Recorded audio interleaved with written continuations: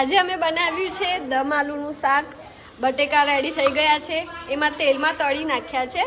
City કુકરની પહેલાં મારીને પછી પરોઠાનો લોટ રેડી છે. કાંદા ટમેટા લસણની ગ્રેવી પણ રેડી થઈ ગઈ છે. તો ચલો હવે ફટાફટથી શાક વઘારી નાખીએ. આજે ચમત્કાર થઈ ગયો છે, મારી બેન બનાવે છે રસોઈ અને અહીંયા મારા મામાનો વિડીયો કોલ આવી ગયો છે. મામા હાય કરો. તમને ઉલ્લુ બનાવવાનું ચાલુ કરી આયા. દમ આલુનું શાક ખાવા, દહીં અને પરોઠા. ચાલો જમી લઈએ. તો બેન ભાઈ કપડા જ ના હોય. ઓલી આખો થેલો પડ્યો તો શું હે હે મમ્મી મને ભાઈ ટી-શર્ટ પછી જેમ ચંપલ મને નાઈસ જવાબ. હમણાં તો ભાઈ ધીમે કીધું આવે.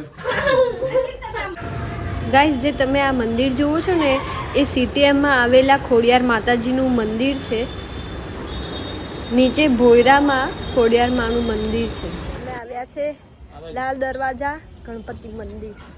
હું દર્શન કરાવું.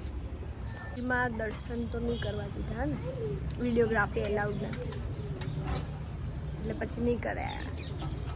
બહારથી બતાવું. અહીંયા છે મંદિર.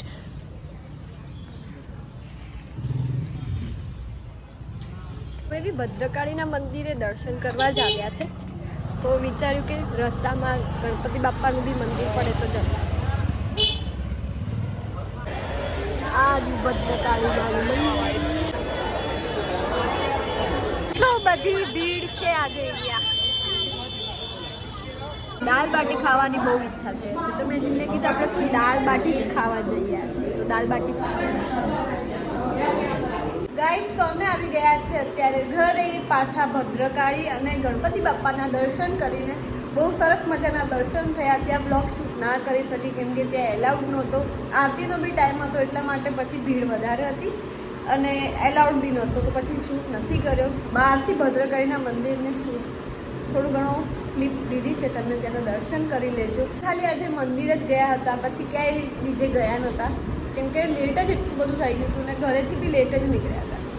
આજે ફૂલ ડે રેસ્ટ જ કર્યો છે, બપોરના 5 વાગ્યા છે એટલા માટે. મારો આ સન્ડે બી પૂરો થઈ ગયો અહીંયા. કાલે ફરીથી ઓફિસ જવાનું છે, ડેલી રૂટીન સ્ટાર્ટ થઈ જશે. તો કંઈ નહીં, જો આખો વિડીયો હવે તમે જોઈ જ લીધો છે તો સબસ્ક્રાઈબ કરવાનું ના ભૂલતા પ્લીઝ. તમે સબસ્ક્રાઈબ કરવાનું ભૂલી જાઓ છો જોઈને. તો જો આ વિડીયો ગમ્યો હોય તો લાઈક કરજો. અગર ચેનલ પર નવા હોય તો સબસ્ક્રાઈબ કરજો. મળીએ કાલે નવા બ્લોગ સાથે. હરે કૃષ્ણા.